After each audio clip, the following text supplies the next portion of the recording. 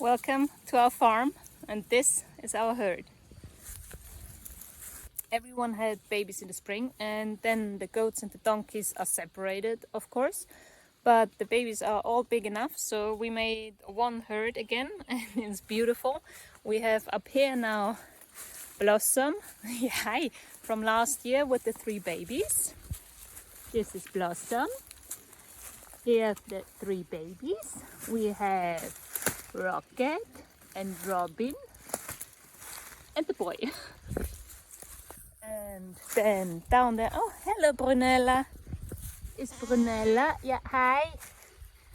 With over there is Isolde and obviously Ludwig. Ludwig we actually bought when we had sheep to protect the sheep. We don't have sheep anymore because it didn't work for us. We prefer goats. Here is Cecilia. Hi Maishi. And over here is her son from last year. So far she only makes boys, so it's also fine. Hi. He's very cuddly. And we still have Heidi. And Jakob. Hi Jakob. Hi Maishi. This is Heidi. And the baby. Yeah, baby's getting big.